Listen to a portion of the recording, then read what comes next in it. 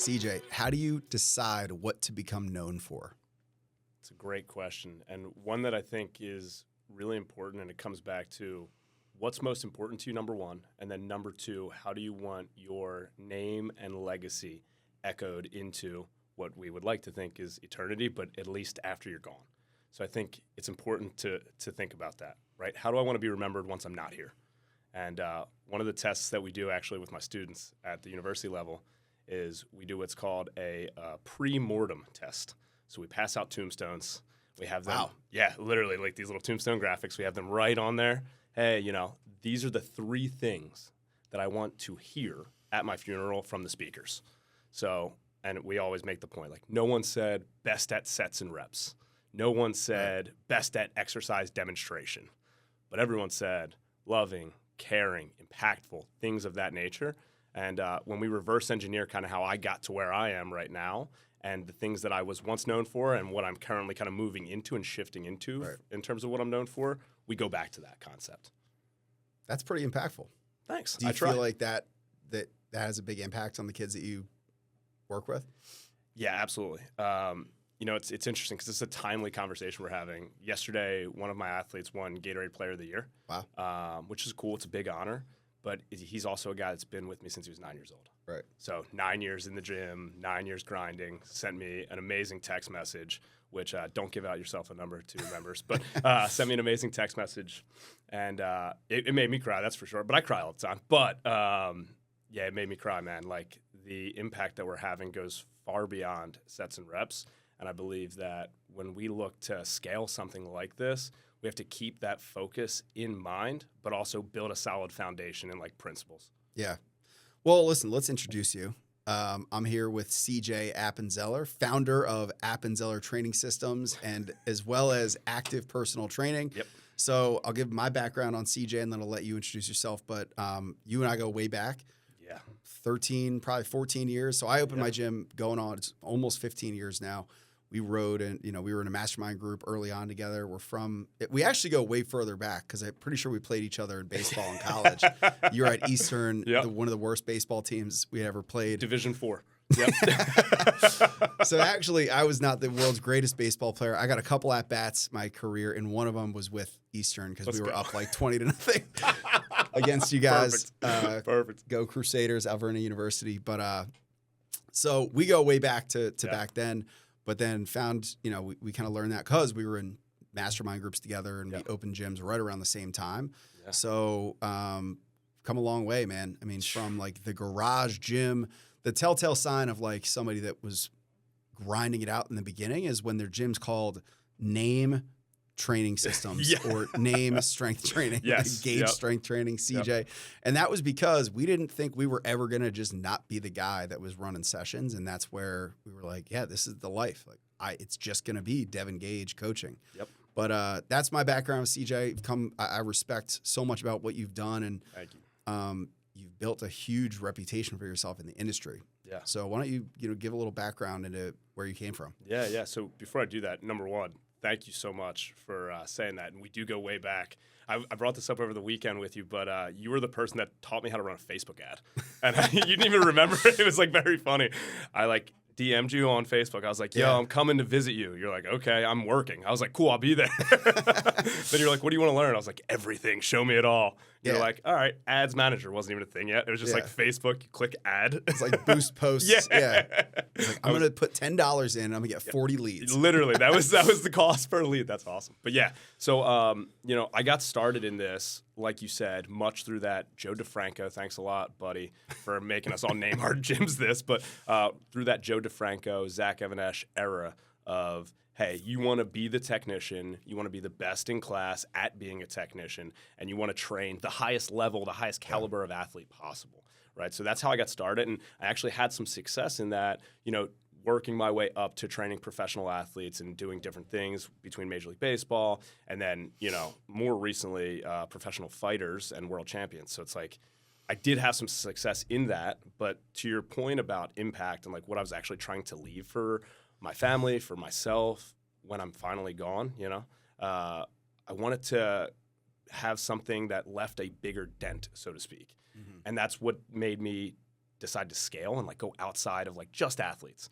So at first, everybody does it because it's a business concept, right? It's like, hey, this is going to be more consistent. But then I made the decision to not only just do the more consistent thing, the safer thing, but to scale that model when we had opportunity to scale athlete model, simply because I felt like we had a bigger impact when we changed moms' behavior with strength training, moms' behavior with nutrition, moms' behavior with movement. All of a sudden, the entire family is impacted. And I really wanted to have a much larger impact in my community than just training the most elite athlete and getting a 9.5 to a 10, for lack of better terms. Yeah, and again, you just said what I was thinking. Like, I had the same revelation at some point in my career. It's like it was a lot more fulfilling to me to take somebody from a 4 to an 8 than a 9.5 to a 10. Now, I never trained the level of caliber athlete that you did, but again, I just got a lot more fulfillment of that. So give a breakdown of like, give the current state of like your business right now. Appenzeller Training Systems grew to be a really successful single location. You decided to expand. Give the lay of the land for the millions of listeners that we have here. So right now we still have Appenzeller Training Systems, which we call ATS Strength, because no one can spell Appenzeller. It's like it's the worst name possible. We have 2 programs housed inside that location. We have our athlete performance program still, and we have our adult small group training there. Then we have Active Personal Training, which is now a 4-location brand. Haddonfield, Medford, Mount Laurel. I'm looking up at the sky to make sure I don't forget anybody. Washington Township. So 4 locations of Active Personal Training. Nice. And that's just a small group personal training model, the over 40 fat loss market. Exactly all right. the same stuff. Awesome. Yep. So one of the things that I think you've done an incredible job of, because again, we came up a lot of the same circles and stuff like that, but you really built a personal brand, and it's not a knock, but it's not even like a public personal brand as much as it's you're tied in with the industry. Yeah. Like, everyone that knows you is like, CJ knows his stuff. We brought CJ in to do a staff education. A lot of gym owners have brought you in. Yeah. And I think what would be really cool to talk about is, because a lot of people get stuck in this box of like, they're the expert. Yeah. And then they can't escape that because like, they're the guy. They know all the stuff. Yep. How you scale your expertise. So first I want to talk about like, how did you become an expert? Yeah. So, and I think the way in which I became an expert is also the reason I'm so tied in with the industry and people know who I am. It's because I was at an event every single week, visiting another gym, visiting another expert, learning from someone else, and compiling just massive amounts of information. The problem with compiling massive amounts of information is, initially anyway, you have no system by which to really look at that information through, right? You don't have the lens required to like, hey, how do I actually utilize this? Right. So in my early 20s, I opened my gym at 19 years old. So like 19, 20, 21, 22. Were you that young? Yeah, I was 19. See, we were playing baseball against each other. And that's what I'm saying. Little did I know you were going to your dorm room getting ready to train people. Dude, what I used to do is I used to leave the field. We had an 8:30 p.m. start was our first start. It was the most ridiculous thing. And, shout out to those guys who were training with me then, because it's like, sorry, guys, I'm 15 minutes late. Our game ran late, But, so at that early stage, I didn't have the lens through which to, like, actually disseminate the information. So I was just constantly asking questions of other professionals. Right. Which is how I think I earned, at least I can't speak to it for sure, but that's how I think I earned the respect of so many in the field, was number one, putting my white belt on first and saying like, hey, I don't actually know this stuff. And that's kind of where I am from a business perspective now. I come to you and I'm like, hey, I don't really know what the next business thing is. I know how to do the training piece. I know how to scale the training piece now. Now what's next? And that's how I think I kind of learned what I learned, A, and B, got the reputation that I did. Yeah, listen, there is a big psychological factor of curiosity is one of the skills that the most successful people have. Yeah. And a lot of it is because when you ask questions, it feels like I'm giving you advice. There's something, they call it the Franklin effect. Have you ever heard this? No. So the Franklin effect is the story goes back to Ben Franklin. The story is, and this is probably bullshit, but the story is Ben Franklin had this adversary, like political adversary that didn't like him, was never voting with him on things. And he was like, I got to win this guy over. And he knew this guy had a book that he wanted. So he asked this guy for a copy of the book. The guy lent him the copy of the book. And, Ben was like super appreciative and, was grateful for it. Yeah. that guy all of a sudden started voting with Ben and, you know, started working with him on whatever like stuff they were doing in government or whatever the fuck was going on back then. Yeah. And the theory of the philosophy is if you do somebody a favor, you look at them more positively because the cognitive dissonance kicks in. I wouldn't help this person unless I really liked them. I wouldn't help this person unless I like really saw value in them. So that cognitive dissonance, you see a lot of the most successful people you ever meet are the ones that they ask a lot of questions and they are very curious. They are very humble in their approach to those things. So I think you probably never knew because you have a natural inclination to be curious and be humble. Yeah. But that's probably a, you know, reason that was so effective. Yeah, that makes sense to me. And it's also what you just explained is the Dunning-Kruger effect, which is like the more you know that you don't know shit. Exactly right. You know? Yeah, you hit a critical mass of like, hey, I know nothing. You know, really quick, you know, it's interesting too. I think one of the industry leaders, right, and we were just with him this weekend, Mark Fisher, all the way back in 2000 and whatever it was, 17, 18, like this very early on in my career, I was being very, for lack of better terms, like derogatory about another coach's systems, right? I was, you know, they're training, they don't know shit. We all do it. Like that's the truth of the matter. And Mark didn't know me from anywhere. He just happened to be like walking with me on the sidewalk, and he looked at me. He's like, you know, when I think something negative about somebody else, I tend to think it's maybe something that's missing or lacking in me, in myself, in my own self-confidence or my own self-worth, and or my own toolbox of skills. And I just kind of looked at him and was like, oh my God, yeah. So, but I will say, like that moment was instrumental for me. It's like, hey, like, is what I'm seeing is the lack of like what I perceive as training skill or technical ability actually something that I'm feeling like I'm missing. Maybe it's the ability to communicate at an ultra high level. Maybe it's the ability to connect with a given population or whatever it was that I was seeing from that person. Is it maybe me that's missing that and not so much that this person is like quote unquote bad? Right. So, you know, and I think that goes hand in hand with this concept of like, if we can put on the white belt and we can be a humble person, a humble consumer of information, I think we're going to be significantly more successful, number one. And number two, we're going to make, you know, better connections, better relationships as we go. Yeah, this is a tangent to the topic of the proposed topic of the podcast. But you and I probably both read it, The Dark Side of the Light Chasers. Yes. So that was like the mastermind we ran in. It was a lot of this type of stuff. A lot of this kind of philosophy and, you know, deeper inner work to fix, because we both probably have some demons that we had to work out in our earlier years. Yeah. That's saying it so politely. Yeah.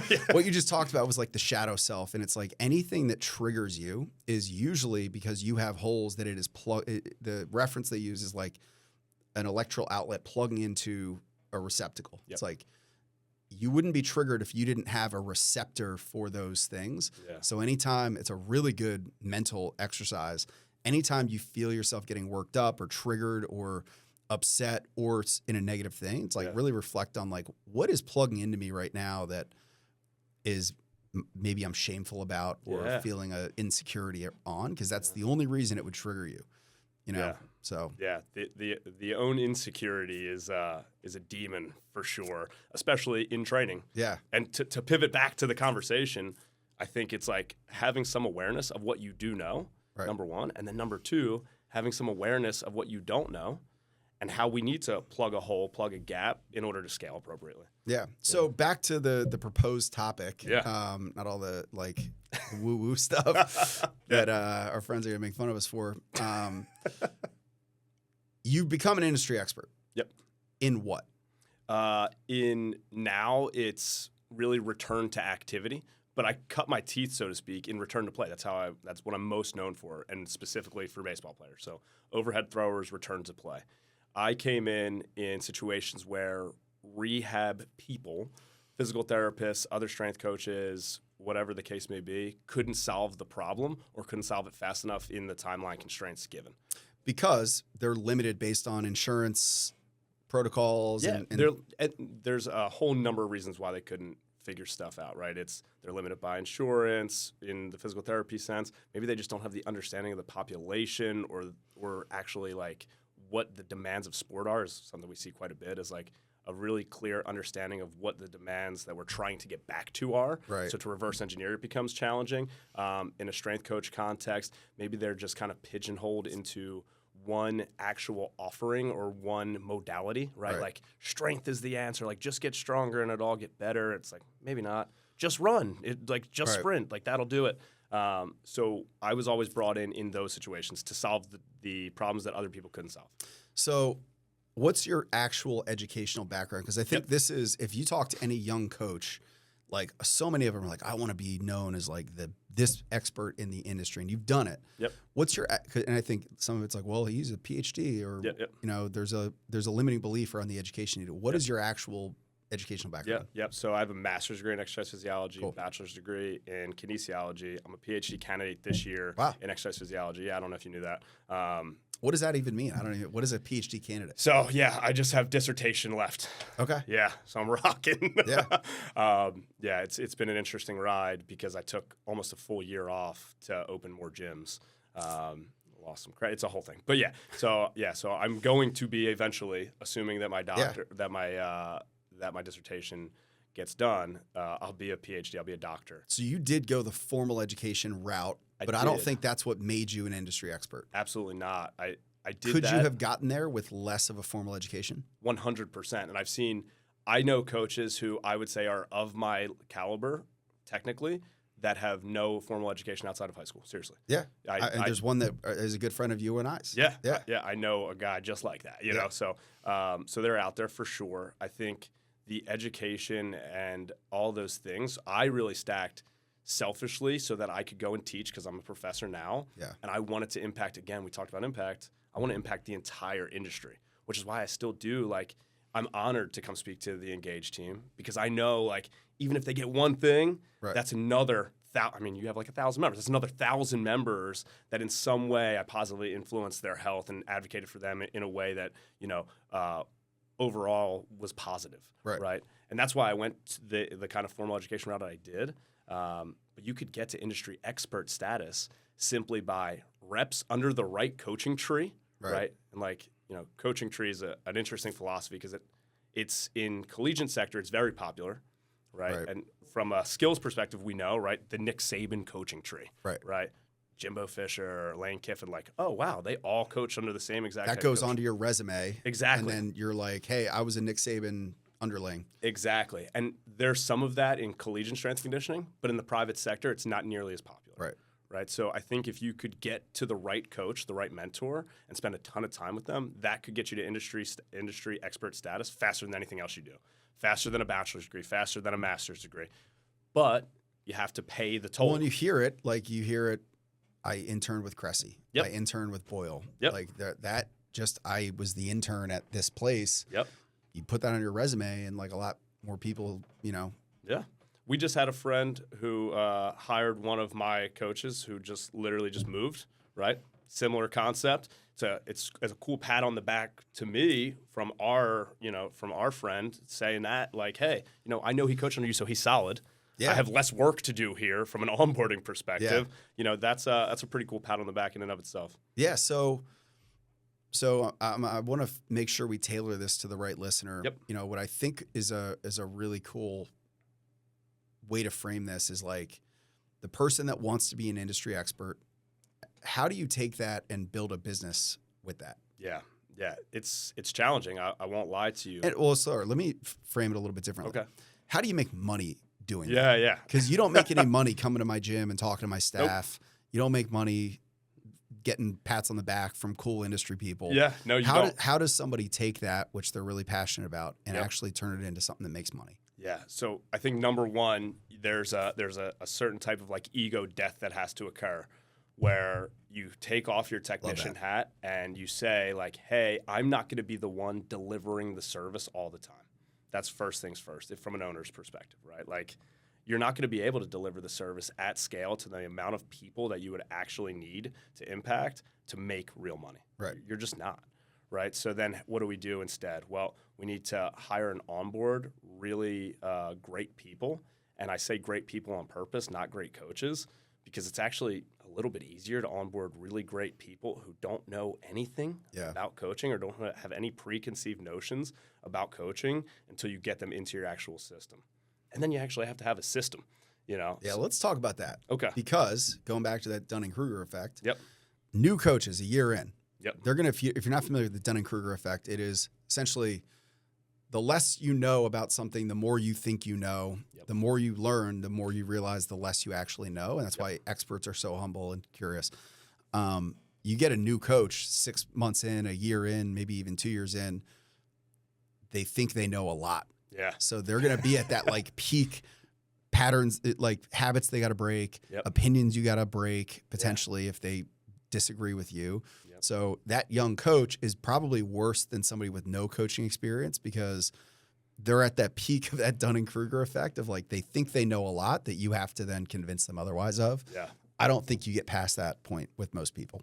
Yeah, it's really hard because there's an ego death that has to occur on their front, right? And they have to admit that they're wrong or that, we can agree to disagree in some ways. I think, they have to agree that like to be open-minded. Most people are not open-minded. No, they're not. I don't know if you know that, CJ. I do know that. Yeah, it's interesting. But so then if you get the right person, and I keep saying that on purpose, right? Like if there's core value alignment there, the engaged core values, the active core values are very real to us. They're not just kind of lip service that we did because someone told us we needed core values. They are really how we're trying to foster the environment and how we want our people to live in some ways, certainly within our building and probably beyond our walls too.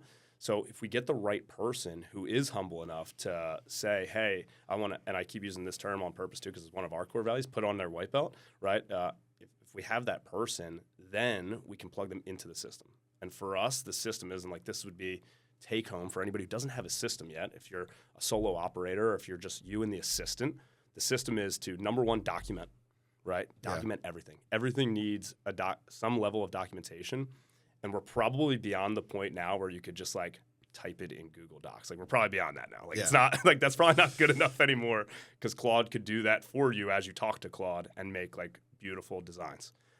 Number two, like demonstrate. You need to be able to demonstrate. Explain the documentation because where we've messed this up is like we would document, put it somewhere, lose it, that's redocument, and then it would be like we'd have a million versions of it, little iterations.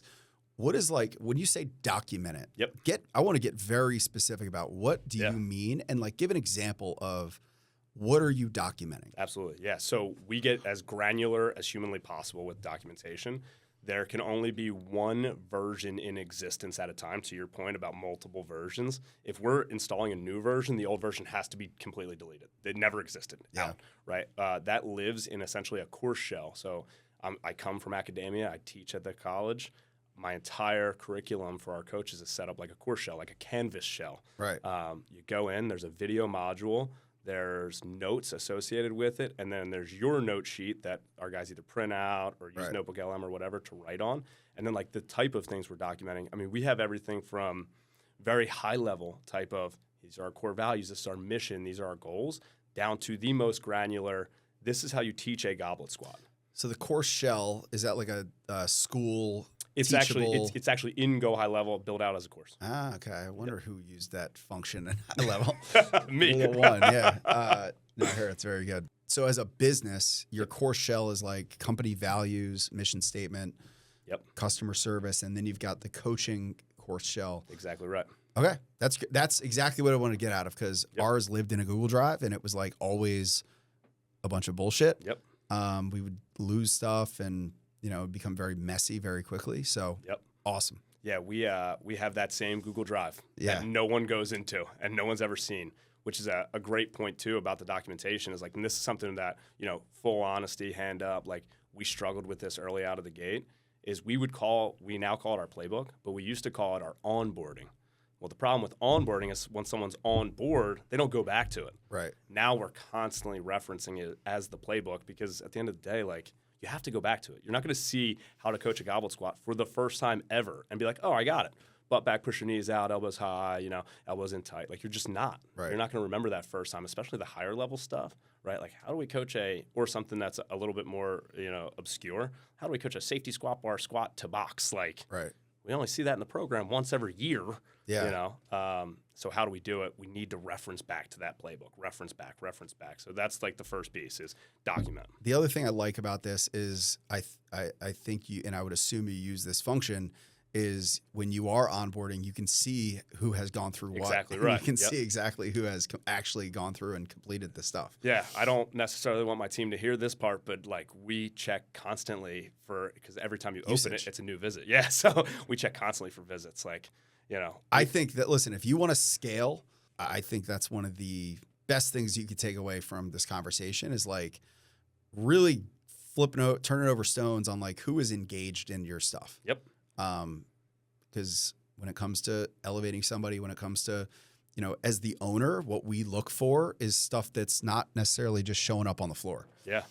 Yeah. I mean, there's intangibles that are actually tangible, right? An intangible concept is like, hey, does this person want to learn? A tangible concept tied to that intangible is like, do they go to the actual playbook and look at stuff? Right. Right. And then, in the last I think there's like a kind of a trident framework here, right? Hey, we document, we demonstrate, and then we go back in and we hold accountable to, right? And when we go back in and hold accountable to, it starts the loop kind of back through again, right? When we do a site visit, which it for us is like one of our leadership team coming out, watching a session, grading you, and then our feedback a lot of the time is directing you back to, hey, this needs to be better. Go back to the playbook. We want to see that loop is actually occurring. I love that. I need to be able to check for that, right? So if I know you had at our last quarterly review, you had 17 visits to the playbook. You had three. You had 3 site visits between quarterly review and quarterly review, which is, again, that's tactical, right? Once a month is a pretty good cadence, at least for us right now. And you haven't gone back to the playbook. Right. Well, you either and then we have to go into like a kind of a star system. Like, do you not understand how to access the playbook? Like, oh, you do. You just don't want to. That's a different issue. Right. Entirely, Yeah. I think that was one of the best explanations on how documenting could and should work, as well as reinforce it. So, yeah, I mean, we don't have to get too far into the weeds with how you structure that, but that's your brain is in a coarse shell. That's exactly right. It's a great way to think of it too, by the way, from the technician perspective. If you're like an ultra technician, you're like arguing with me about big toe extensibility. Yeah. Your brain needs to get downloaded into a shell. Like, that's it. There's no. How do you discern what depth to go into versus like we are training 48-year-old moms. Yep. We don't need to do this. Yeah. So how do you discern that? So this is actually going to be really funny and probably not the answer you expect. We don't. I go really deep and I continue to add to it because, again, like a pyramid can only go as tall as the base is wide. I want to build a huge knowledge base. Yeah. And then, what do we actually utilize? Probably closer up to the peak of the pyramid, but the huge knowledge base is there because I want every scenario, and like we're still updating this, right? This is years and years of iterations, but I want every scenario that we go through, if it happens twice, it goes in the playbook. Love that. So if it's like once, okay, that was weird, So give me an example of like, what's something that you're like, we got to put it into the playbook? Yeah. Training people with vertigo, moms with vertigo. Like that's something we put in our playbook last quarter. Like, it was like happened once. This like lady had vertigo. And do you have a system for, not to cut you off, do you have a system for people are sending you like, hey, I had this situation pop up, or is this just stuff that you think of? No, this is all stuff that our team is coming to the leadership team with, like, what do I do with this? Yeah. And when it's once, we just answer. We just say, hey, here it is, and we demonstrate it, right? And you'll see me in the video doing whatever I'm doing, right? Hey, close your eyes, stand on one hand. Like I'm doing all this stuff. And then once it happens twice, we're like, oh, wow, this is going to continue to occur just based on the statistics here, right? So we're going to put it in the playbook. And that way, the next time somebody reaches out to the leadership team, they just go, oh, yeah, check the playbook module for vestibular system or check the playbook module for vertigo. We do a lot of baby crawling and DNS, man. Yeah. Yeah. Cool. All right. So you're documenting CJ's brain. Yep. People go through it. What else? Like how else are you scaling this? Again, I guess the answer to the question of how you discern and you just don't, which is, I think is awesome. Yeah. I think you probably build a lot of like that cultural buy-in too, the more that you have expectations for them to consume. Yeah. That's a pretty high standard to hold people to. It is, which is something that I think we're going to continue to battle. Like there's a high standard of excellence in our building. Yeah. And then, there's going to come a point in time, I'm assuming, if I forecast all the way out. Now, I only want to do 10 locations. So there's some that'll change. Yeah, maybe. So then that's why I say. How old are you? I'm 34. Yeah, that'll change. Yeah, so like Asterisk. What are you going to do? You're going to, in 2 years, you're going to have 10 gyms. What are you going to do? I know. What are you going to do with yourself? I know. Just sit back, man. Yeah. Just sit back and keep documenting modules, but just build more. But in all seriousness, I think as of right now, if it stays at 10, I think we can hold that standard across the board. Yeah. I have no inkling of like, hey, we're going to lower the standard so it's easier for coaches to get like in with us. I just don't have that feeling because I don't feel like that's what South Jersey deserves. Right. Like the people of South Jersey, truthfully. If I was going to 100, would I have to like probably look myself in the mirror? Maybe. Yeah. I'm not sure, but I'm not thinking about that right now. Right. You know, so I'm kind of focused on 10. I said at 5, I was like, at 5, we're going to do some things. I haven't done any of those things yet, but at 10, you know, I think that's where this system of us like come back to us with the issue. This is broken, fix it. This is broken, fix it. We'll start to run into some serious issues. So let's go back to, because you built this brand for yourself. You built this technician brand. If a coach or maybe a gym owner was like, man, that really resonates with me. I want to be the guy that is the ultra technician. What should they do? You said network, go to events, educate absolutely. themselves relentlessly. Yes. But how do they take all of that knowledge and start to apply it, you know, to establish that brand? Yeah. So I think to actually establish the brand, and this is like a kind of a subcategory to what we're talking about with documentation.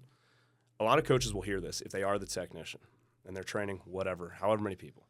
At one point, I was training 150 people, just myself, like just me, right? You know, in there. So you're training 150 people, and you get your first intern or you get your first coach. You're like, I don't need to document anything. He's right here. You know, he's watching, right? And some of our first coaches were right there watching me coach. Right. So we didn't need, and this is how silly I am. We got to 5. I was like, what do you mean? They'll just like watch. It's like, dude, they're in different literal counties. Right. Like they can't just come watch you do it. So I think, again, if you're watching this and you're like, I don't really need to document because I'm small right now, I'm telling you, as you grow, you will need it. So just start now. That's number 1. Number 2, how do I effectively get out and do my technician thing? It starts with the person right in front of you. So I know those two things are kind of. I'm more like I'm very curious how a coach can build this for themselves. Like, obviously, it's applying it in the clients that are in front of you. How do you codify that? And like, as a coach, you know, I'm thinking of my coaches that like, we definitely have people that have an inkling, like they want to be the technician. They want to be the expert. Yeah. How do they get that reputation out of just their brain? I understand now. Yes. Okay. So I think it starts by publishing what you think, right? So there's a publishing piece to this. And a lot of the way in which people knew me, professional baseball players, boxers, things like that, was from social media, you know, with me just constantly putting things out. Now, if I'm the coach, if I'm at Engage and I'm like, I really want to be the technician here, I want to be that guy, it starts with number 1, you already said it, educating yourself aggressively, more aggressively than any other standard that's set on you. And then number 2, publishing your thoughts and being okay with being wrong in this moment when you publish. And that is, I think, the step that most people avoid. Yeah. Like putting stuff out there. Yeah. I hate to use a Hermosi thing. That's why I'm laughing, because I'm about to use that Hermosi thing. But Hermosi's like, yeah, it takes, you know, X amount of time to learn a new skill, but most people delay the new skill for 10 years or whatever the case may be. It's the same concept here. Like, it takes you publishing what you currently think to then be proven wrong later, right? To then walk it back. But most people delay ever publishing, so they never get the opportunity. Until they feel like they're right. Until they know every little thing. Exactly. Yeah. I am very, very embarrassed if you go all the way back on my Instagram. I was just talking about this. I am very, very embarrassed at what's on there. I am very, very embarrassed with what I did with my first pro athlete. Yeah. Like, thank you for not firing me. Like, somebody was like, man, you're really good to me. They were like, you're really good on camera and podcasting. I was like, I'll tell you what, there's a lot of years of being really bad on camera. Yeah. Like, if you go back to like find me on YouTube from 2012, it's rough. Yeah. It's just Zach Evanesh looking at the camera. Somebody's deadlifting. Yo, homeboy. You know, it's a lot of videos in cars, a lot of rants in cars. I got a quick nutrition rant, guys. Yeah. But again, it's just do the thing. Yep. Right. Start before you're ready. Yeah. Let me ask you this, because I think we both had similar experience. Where do you publish stuff? Yeah. So for me, I think the answer is for the coach, wherever they're most comfortable and wherever the medium speaks to them most. because I'm not a social media expert. I can't Right. speak to like, this is getting the most traction right now. For me, it was Instagram because why? Because like I liked being on Instagram. Probably still like being on Instagram more than I should. Yeah. Like I think we're all in this kind of consumption-based error of like, Right. we want to see more stuff. So I was just publishing on Instagram for the longest time. And then when TikTok got popular, like right in the first TikTok boom, my camera guy was like, we should do TikTok. And I was like, okay. It doesn't really speak to me. He's like, I'll just do it. Yeah. So I was like, cool. We have, I think I still have over 30,000 followers on TikTok. Really? Yeah. Wow. Yeah, haven't posted in years, but Yeah. we ripped one a day every day for So that's the juice I'm looking for. Like 312 days. It's one a day for 312 That's days. what we did. Never Yeah. missed. Yeah, we didn't miss a single day. And funny enough, we now have enough content because we repurposed that content now for our athlete program. We have enough content to never film another video for 5 years. Wow. It's like we have so much stuff. Yeah. But I'm also, to your point about being good on camera, I would say cut the camera on, go, and I would record 60, 70 videos without him ever clicking the button off. Right. I would just stand in one spot, and then he would get tired of like the background and be like, you have to move. Like, Yeah. you have to go over there, you know? Yeah. So just publish. Do you feel like you were a natural on camera? I do, only because I don't care what anybody Right. thinks. Maybe that's what it is. Yeah, I just don't. I just never had that thing. It's my mom, dude. My mom's like that too. Like my mom's nuts. She trains at our Berlin location. She's nuts. Every time I go in there, they're Yeah. like, your mom's crazy. It's like, yeah. Did you ever get featured in any like ESPN magazine, any Men's Health magazine? Yankee Sports Network. Yeah. How did you get in there? I have a segment on the Yankee Sports Network of me rehabbing one of their pitchers. Okay. At the time, is Ron Marinaccio. He's currently playing for the San Diego Padres. He's a big Nice. leaguer. Yep. One of the things that I did, and I was wondering if you were going to mention this, because I think we probably learned this from the same place. I was a part of HARO, the HARO, Help a Reporter Out. And I got some features in magazines and really mostly online magazines, but some print. It's basically like reporters and journalists that write for like Men's Health, Fox News, Good Housekeeping magazine, all these things. Yeah. Will post queries and they're like, hey, looking for an expert in this, submit your whatever. So if any coach is listening, I think that's one of the best ways to build a reputation is like put yourself out there as a subject matter expert. Yep. Put yourself on these platforms. It's free. You might get featured in like ESPN magazine as like CJ from Jersey says this. So funny enough, now that you bring that up, I wasn't going to go there because this is one of the more embarrassing ones of all time.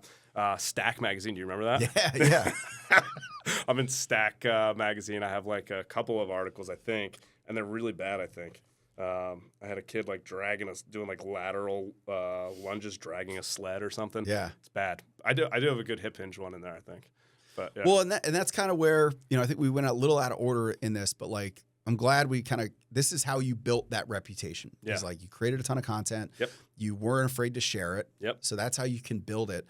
I think that is like the highest leverage thing that you can just do. Yeah. I can speak from this podcast. Like we were at this Mark Fisher event this weekend. I've gotten a couple like public speaking opportunities the last couple of years. Yeah. I was a panelist at this expert.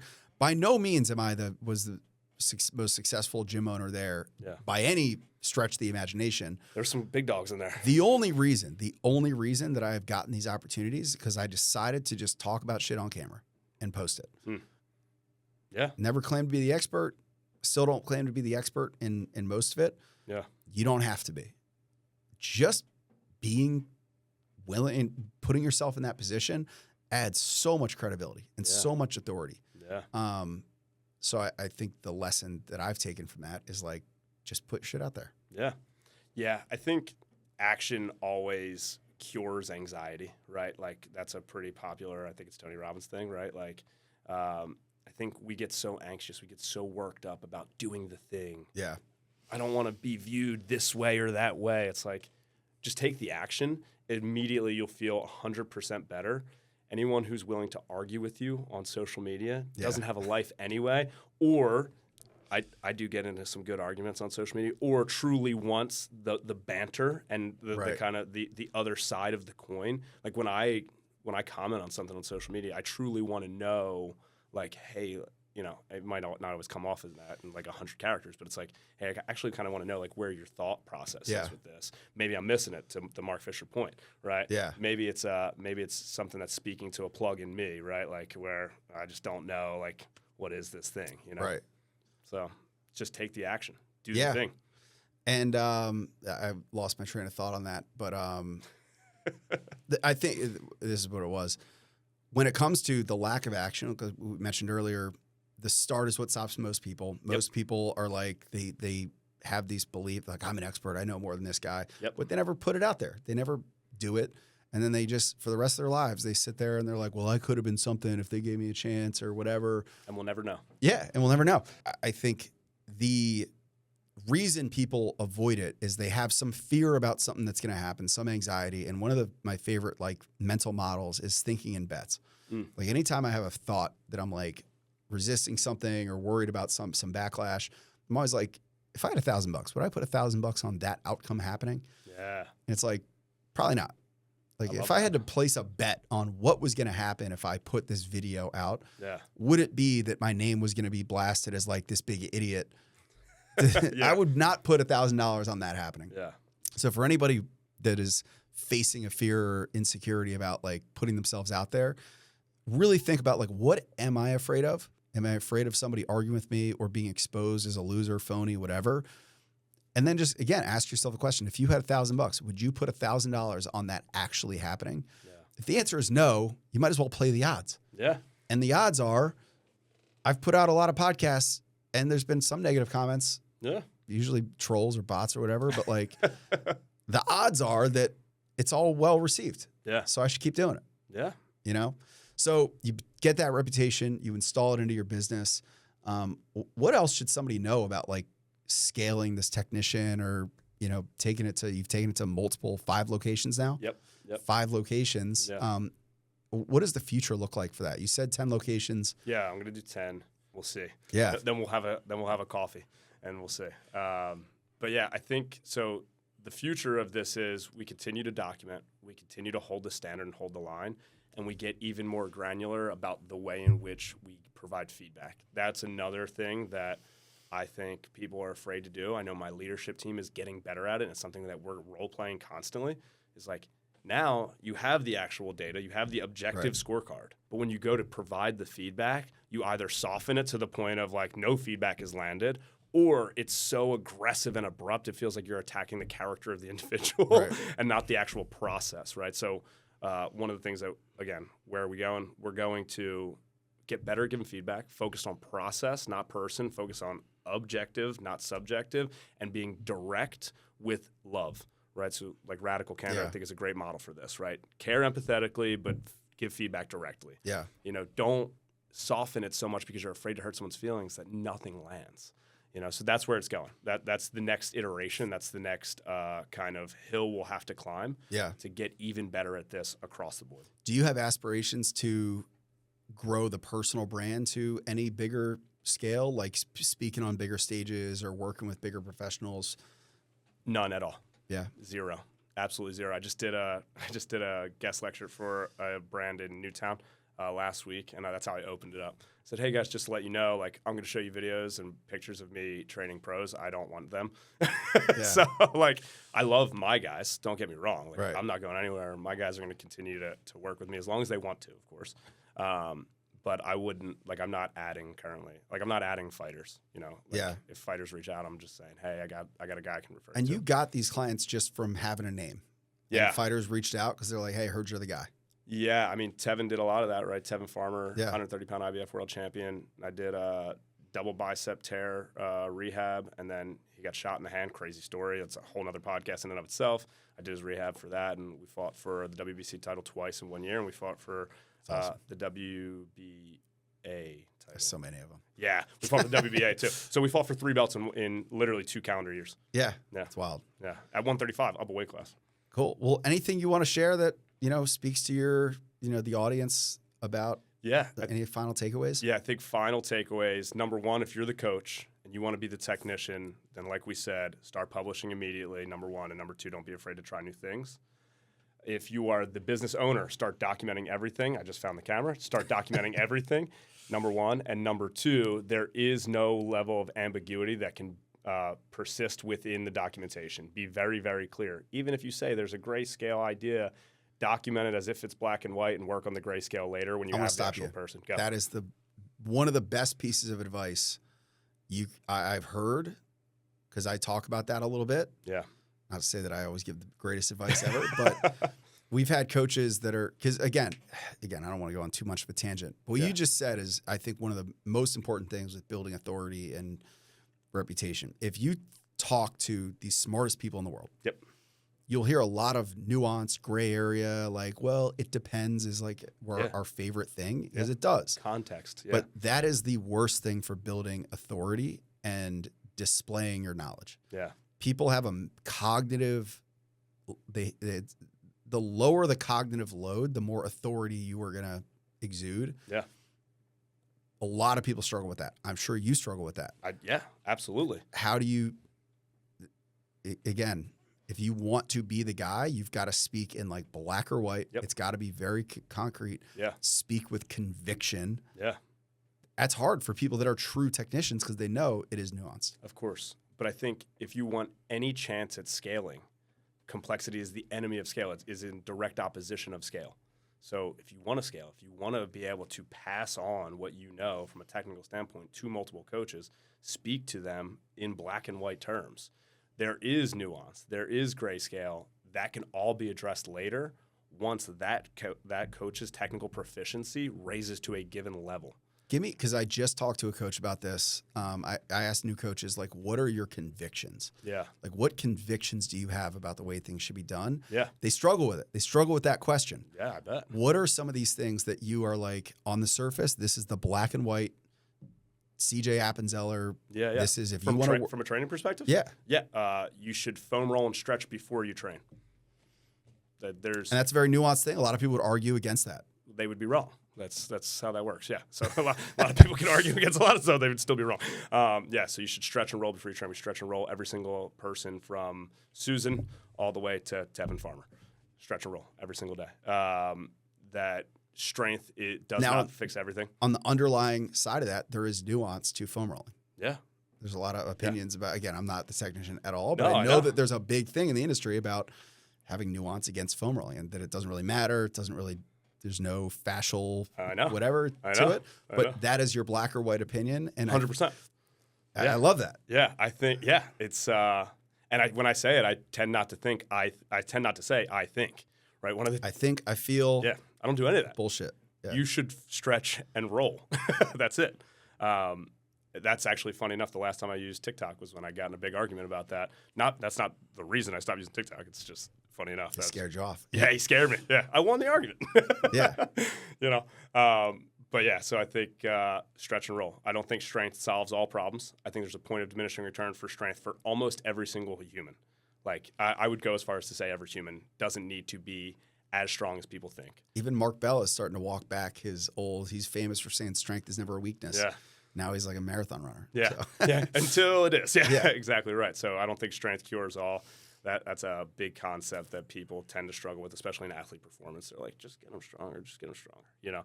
I don't think barefoot training is all that valuable. That's a big one that people are like, argue with me about. I'm like, it's not that. Yeah, but and again, cool. What I want the listeners to hear is these are laws of training at CJ Appenzeller's gym. Yeah, we just don't do that stuff. This is a hard and fast. This is our belief system. Yeah. That if it's almost like I've used the Mike Boyle thing. Like, you don't barbell back squat at Mike Boyle's gym. Yeah, perfect. It does not happen. Yeah. Because it's not allowed. I don't care your opinions on it. I don't care. Yep. Whatever. It is not allowed in this gym. There are things that you have a hard and fast rule on. I don't care about your argument. It's probably why coaches with enough experience are going to not like working with you very much. Yeah, that's okay. Yeah. Everyone can stay in a suboptimal system if they so choose. Yeah. But it's, again, to your point about the concept of having the wherewithal to say this is exactly how it goes. If not, the grayscale area will just get bigger and bigger and bigger. And the product will get less and less like what you set out to deliver. And that's what I want to avoid, especially at 10 I'm sitting here smiling because I've had this, this is, I think, one of my biggest struggles in my company. Yeah. the gray area has gone so big because people are afraid to put their foot down on a conviction. Yep. Because internally they struggle with like, but I know there's nuance. I know I can't just say never do this or always do this because I know there's nuance. It doesn't matter. Yep. It doesn't. You have to speak on a conviction. Yeah.